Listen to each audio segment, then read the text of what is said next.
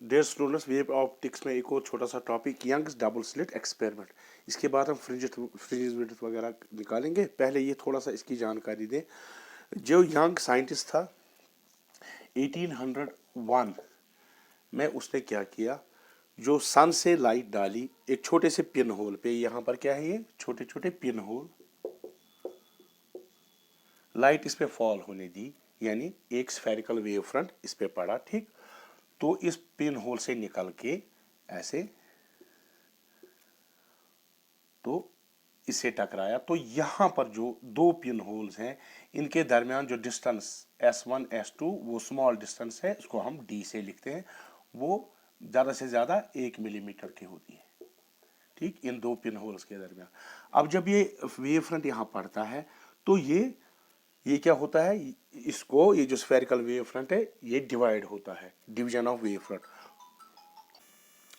तो जब ये स्फेरिकल वेव फ्रंट इन दो पिन होल से बाहर आता है तो वेव फ्रंट का डिवीजन होता है।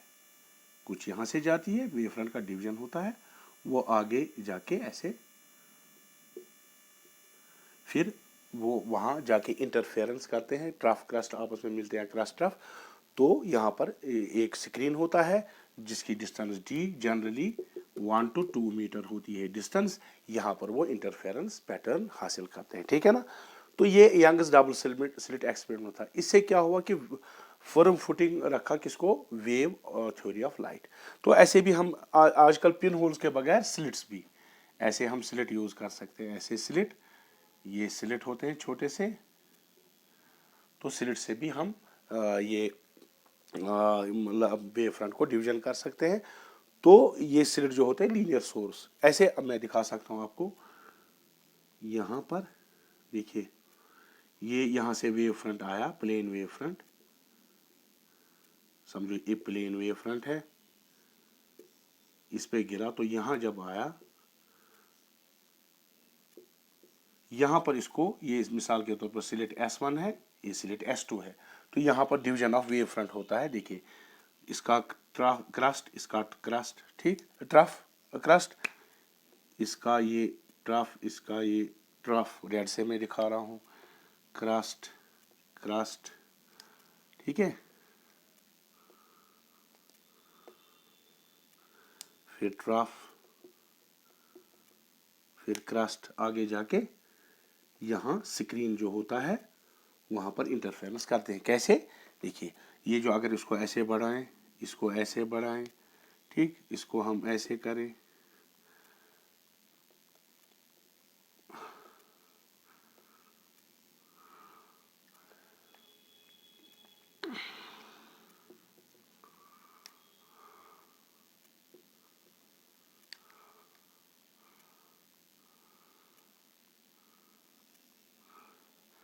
देखिए यहां पर देखिए क्रस्ट, और ये मिसाल रेड मैंने बनाया क्रस्ट, ट्रफ, ये ब्लैक बनाया ट्रफ। तो क्रस्ट और ट्रफ, तो यहाँ का डिस्ट्रक्टिव इंटरफेरेंस, यहाँ पर भी डिस्ट्रक्टिव इंटरफेरेंस, यहाँ पर भी डिस्ट्रक्टिव इंटरफेरेंस। तो यहाँ जब आएगा तो यहाँ ये होगा, जो इंटरफेरेंस पैटर्न होगा, डार्क फ्रिंज होगा। इसी तरह से देखिए यहाँ पर crust crust crust crust trough trough crust crust trough trough crust crust, ऐसे ये जो लाइन, इस लाइन पे, तो यहाँ क्या बनेगा, ब्राइट फ्रिंज, यहाँ डार्क। इसी तरह से ऐसे आप इसको डायग्राम को बना सकते हो, लेकिन ये मुश्किल डायग्राम है, ये एग्जाम में सिर्फ आप ये डायग्राम बना लेना, ठीक है। तो ये आगे आपको ये ऐसे हम दिखा सकते हैं इसको, पैटर्न को, ठीक है ना, ये इंटरफेरेंस पैटर्न को। ये था डबल स्लिट एक्सपेरिमेंट। उसने क्या क्या चीजें ली और कैसे हासिल किया ये फ्रिंजेस, ठीक है ना। अब हम कैलकुलेट करने जा रहे हैं जो फ्रिंजेस बनती है उनके दरमियान, वो कैसे बनती, ब्राइट एंड डार्क फ्रिंजेस, उनकी कंडीशंस, और फ्रिंज जो होता है बनता है इस स्क्रीन पे, उनकी विड्थ क्या होती है, linear as well as angular width, okay. Next जो हमारा वेव ऑप्टिक्स में टॉपिक है, Young's double slit experiment, to calculate the width of the fringes between bright fringes and dark fringes, और कहाँ कहाँ पोजीशंस उनकी क्या होंगी वो हमें निकालना है, ठीक है ना। We have two slits here, S1 and S2। यहां पर स्क्रीन है। लेट अस सपोज हमने यहां लाइट जिसकी initial phase difference at time t is equal to 0 या कांस्टेंट है, ठीक है। तो ये सेंटर है इसका, let us say this is C, okay. Now जो लाइट यहाँ से आएगी, let us suppose that we want to find the interference, यहाँ position of fringe at point P। तो इसका path let us suppose x है, जो यहाँ से निकली,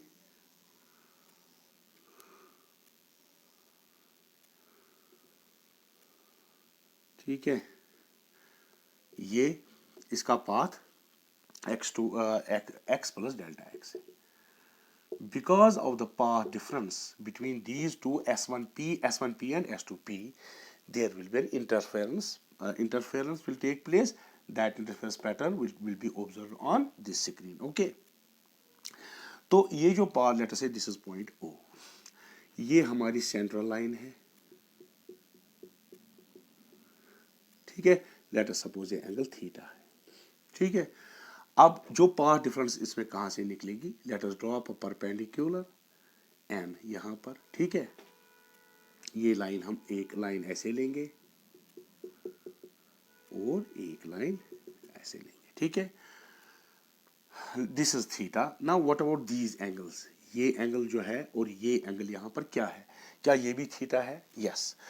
उसके लिए हम पहली अप्रोक्सीमेशन क्या लेंगे, approximation 1,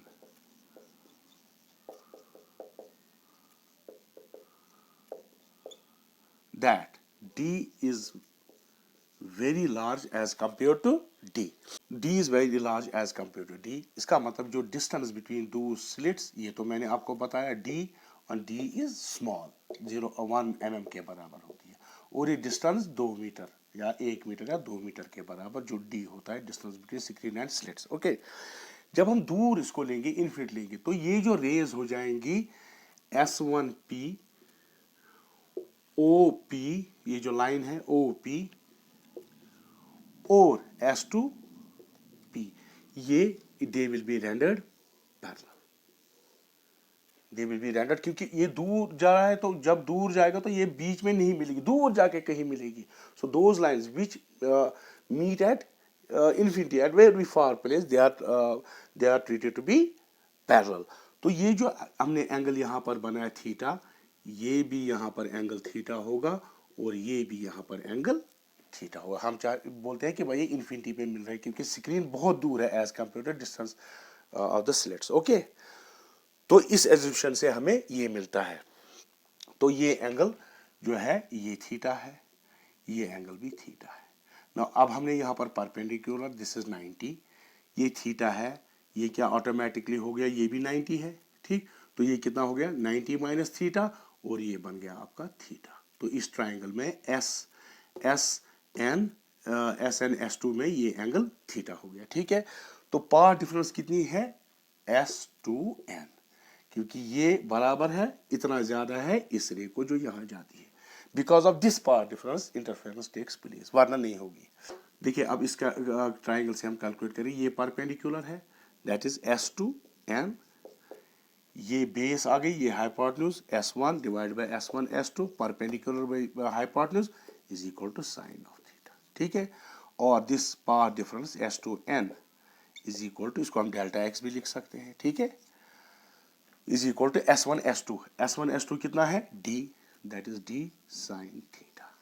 so path difference delta x equal to D sine theta. Now approximation 2, ये फर्स्ट से लास्ट तक ही अप्रोक्सीमेशन, ये चेंज नहीं होगी। दूसरी अप्रोक्सीमेशन है D is very large as compare to this y। ये जो y है, let us suppose this is y, distance from the central bright fringe to this. तो ये जो y है, this is small as compare to the distance between slit and screen. तो अगर ये स्मॉल है, what does it mean, it means ये जो, देखिए अगर ये लाइन इसको मैं यहाँ ले आऊँ, देखिए तो मैं ऐसे समझाता हूँ, ये S1 से निकलती है रे टू P, दूसरी S2 से निकलती है ऐसे, ठीक है, बात समझ में आई। तो ये आपका सेंट्रल, ये सेंट्रल पॉइंट है, ये y है, तो ये एंगल बन गया, ठीक है। अब देखिए अगर P को छोटा कर दूं, यानी मैं P को यहां लाऊं, देखिए ये जो लाइन होगी S से और ये जो लाइन यहां से होगी, तो एंगल क्या हो जाएगा, पहले इतना एंगल था, अब इतना बनेगा छोटा, ठीक है। सो इसका मतलब जब हम इसको छोटा करेंगे थीटा, इससे क्या होगा, implies that theta will be small. तो अगर स्मॉल है then we can replace sine theta approximately equal to tan theta. तब ये जो पाथ डिफरेंस डेल्टा एक्स होगा that will be d sine theta के बदले में tan थीटा, ठीक है। नाउ tan थीटा किसके बराबर है यहां पर देखिए इस एंगल से tan थीटा देखिए परपेंडिकुलर डिवाइड बाय बेस, ठीक है। तो ये क्या निकलेगा आपको, tan थीटा आपको perpendicular that is y by d। So tan theta किस ट्राइंगल में से, OPC में से, ट्राइंगल OP में से tan थीटा क्या निकलेगा, tan theta will be from triangle this, tan theta will be equal to y by capital D, क्योंकि D बड़ा है y स्मॉल है, that means tan theta will be small, okay, angle will be small, okay. तो यहां तक पहुंच गए, तो यहां अब इसमें वैल्यू दे दो, तो ये क्या बनेगा हमें, ये जो पाथ डिफरेंस है delta x that will be equal to d y by d, ठीक है। यहां तक हमने निकाला पाथ डिफरेंस। आप स्क्रीनशॉट ले लो फिर आगे और बढ़ते हैं। अभी हमने देखा पाथ डिफरेंस इसके बराबर। अब ये जो यहाँ पर पॉइंट पी है, यहाँ पर कंस्ट्रक्टिव इंटरफेरेंस भी हो सकती है, डिस्ट्रक्टिव भी। तो अगर कंस्ट्रक्टिव इंटरफेरेंस पे ये पॉइंट, ये जनरल पॉइंट है, ये यहाँ पर भी हो सकता है, यहाँ पर भी पी, यहाँ पर भी, ठीक। तो अगर ये यहाँ पर कंस्ट्रक्टिव इंटरफेरेंस है तो वो कंडीशन हमें लगानी पड़ेगी। तो कंस्ट्रक्टिव इंटरफेरेंस के लिए हमें पाथ डिफरेंस जो डेल्टा एक्स फॉर कंस्ट्रक्टिव, यानी हम constructive means bright fringes, for bright यानी पोजीशन निकालेंगे ब्राइट फ्रिंजेस। ये जो पाथ डिफरेंस डेल्टा एक्स, ये आपने इससे पहले लेक्चर में किया, ठीक, मस्ट बी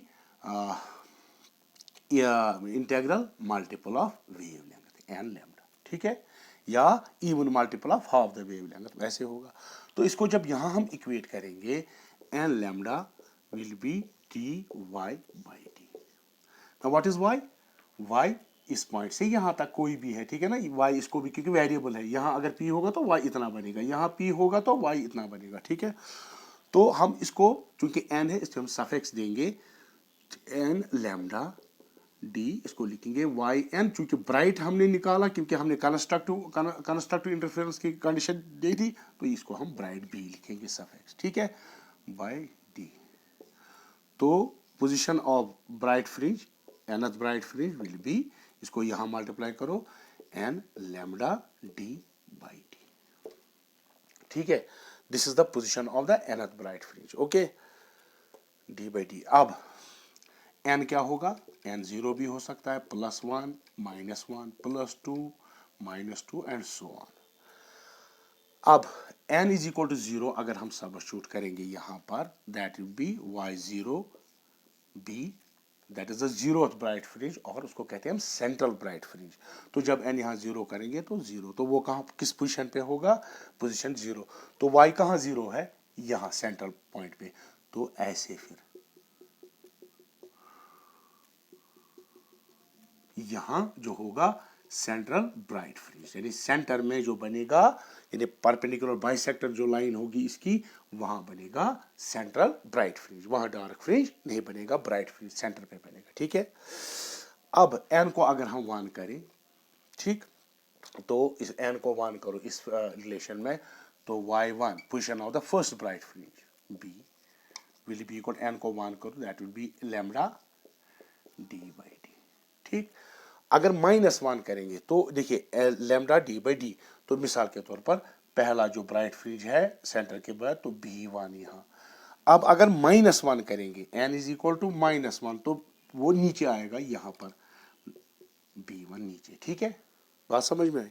अब अगर हम n को 2 करेंगे, position of second bright fringe, तो वो होगा 2 lambda d by d, that is n is equal to 2, -2 में यहां आएगा, +2 में यहां आएगा, ठीक है ना, बात समझ में आई। इसी तरह से अगर हम y n को ये यहां प्लस भी कर सकते हैं, माइनस भी कर सकते हैं। अगर n को लेंगे हम माइनस प्लस माइनस 3, यहाँ हर एक जगह प्लस माइनस, ठीक है। तो y3 क्या होगा, position of third bright fringe, तो यहाँ पर 3 सब्स्टिट्यूट करेंगे, सो that will B 3 lambda d by d, ठीक है। Now fringe width is the difference between two consecutive bright fringes or between two consecutive dark fringes or between two adjacent bright fringes, bright and dark fringe, okay. वो आगे हम करेंगे, पहले हमने ये, तो ये हो गया पोजीशन ऑफ ब्राइट फ्रिंजेस।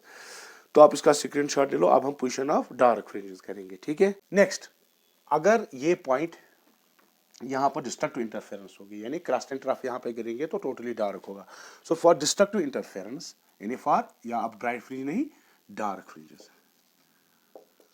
क्या होगा, ये path difference delta x must be is the odd multiple of half the wavelength. ये हमने कंडीशंस की हैं।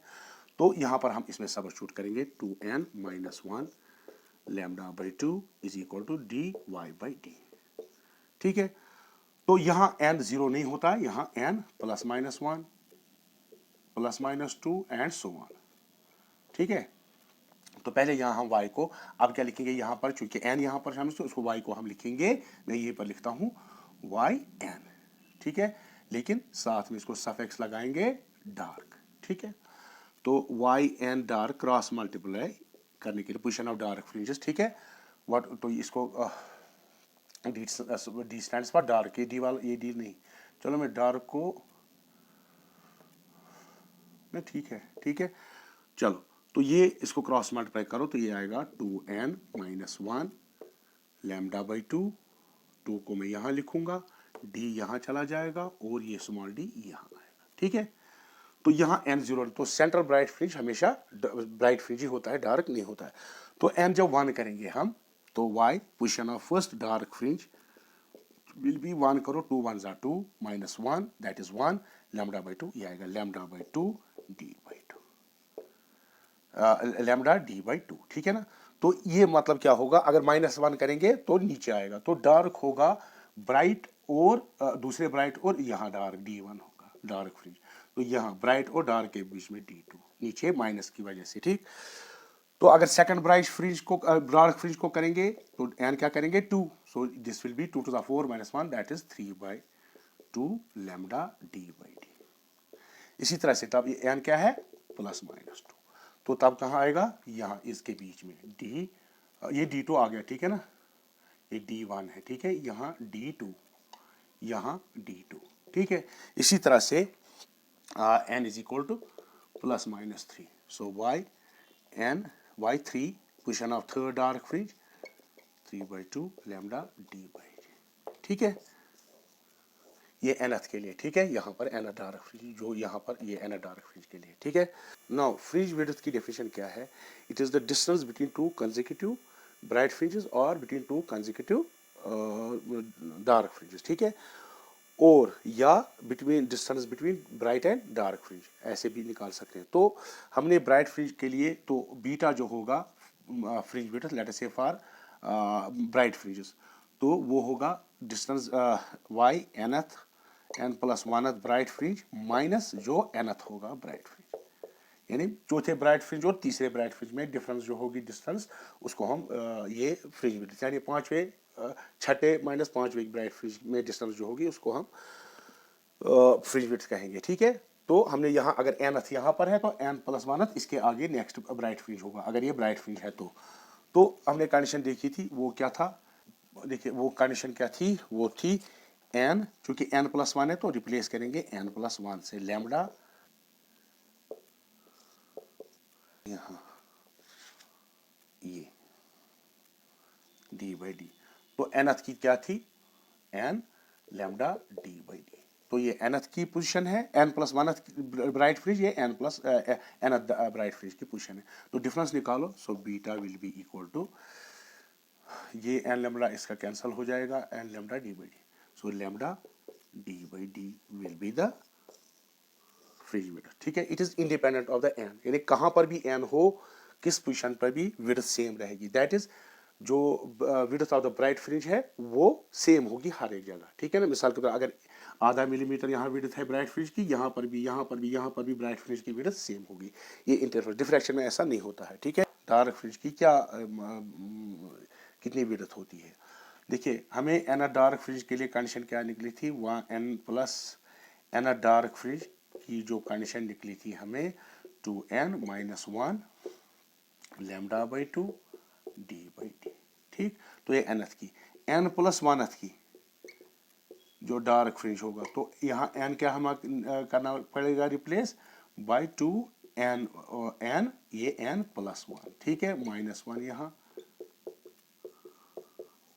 तो ये कितना आएगा 2n plus 2 -1 lambda by 2 d by D.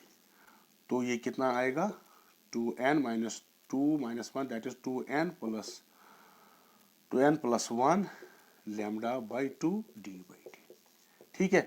तो अगर हमें यहाँ देखना है तो ये क्या आएगा, तो यहाँ सब्स्टिट्यूट करेंगे 2n plus 1 lambda capital D by D minus ये 2n minus 1 lambda 2 d by D.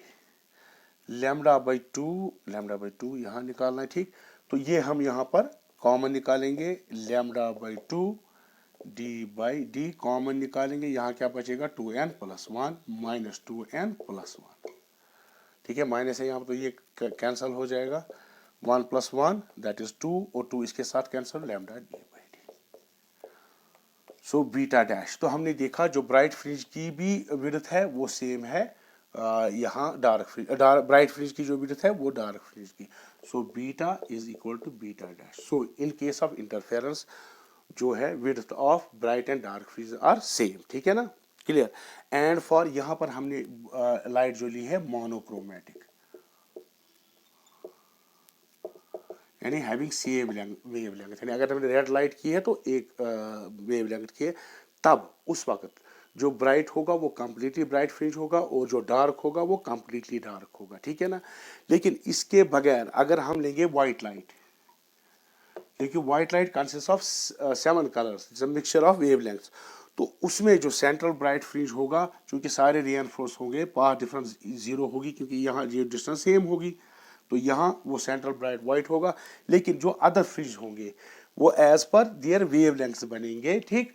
तो वो सेम वो जो होंगे वो कलर्ड फ्रिंजेस होंगे, वो टोटली डार्क या ब्राइट नहीं होंगे, ठीक। तो वहां पर कलर्ड फ्रिंजेस आएंगे अगर हम मोनोक्रोमेटिक लाइट के बजाय व्हाइट लाइट यूज करेंगे, ठीक है। ये साथ साथ याद रखो, इसका स्क्रीनशॉट ले लो और आगे बढ़ते हैं।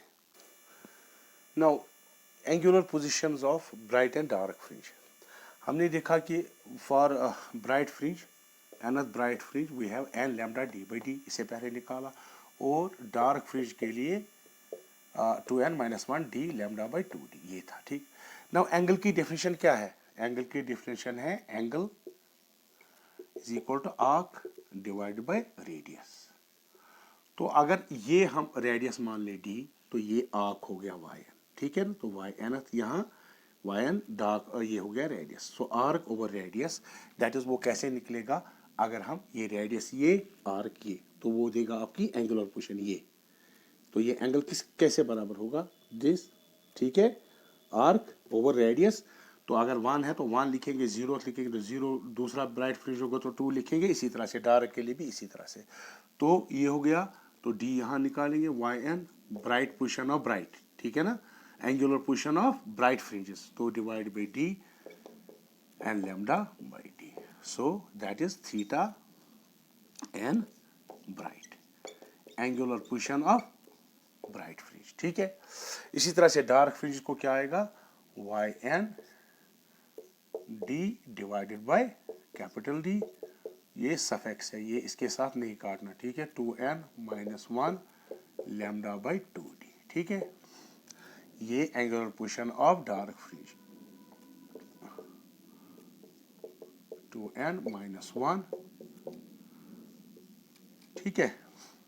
Now what will be the fringe width, ये सेम होगी। तो यहाँ पर हमने उससे पहले निकाला था बिटवीन 2 कंसेक्टिव ब्राइट फ्रिंज और बिटवीन 2 कंसेक्टिव डार्क फ्रिंजेस, तो यहाँ between consecutive dark and bright fringe, ठीक है ना, जो साथ साथ होते हैं। So that will be this minus this, ठीक है। सो theta N bright minus theta N dark, तो वो क्या होगा, एन लैम्डा डी, ठीक है, minus 2n minus 1 lambda by 2d, ठीक। तो वो किसके बराबर आएगा, एन लैम्डा, ये कॉमन निकालेंगे, n lambda by d common निकालो, यहाँ बचेगा 1 माइनस 2, इसको 2 से डिवाइड करो, दैट विल बी, यहाँ हम निकालेंगे लैम्डा कॉमन, ठीक है। सो ये, ठीक है, so here it will be N minus, ये minus 2n divide by 2, that will be N plus 1, ठीक है। तो ये और ये कैंसल होगा, लैम्डा बाई डी, ठीक है। इसको हम इसे लिखेंगे बीटा थीटा, ठीक है, जो एंगुलर विड्थ है, लैम्डा बाई डी, ओके। तो अगर फिर यहाँ पर सब्स्टिट्यूट करोगे n lambda d by d इसको, तो वो निकलेगा ये वाला y के बदले में यहाँ, तो ये फिर से वही निकलेगा, ठीक। अब देखिए, हमने देखा जो फ्रिंज विड्थ है वो किसके बराबर का, n lambda d by n d by d, ठीक है। तो ये होता है proportional lambda proportional to D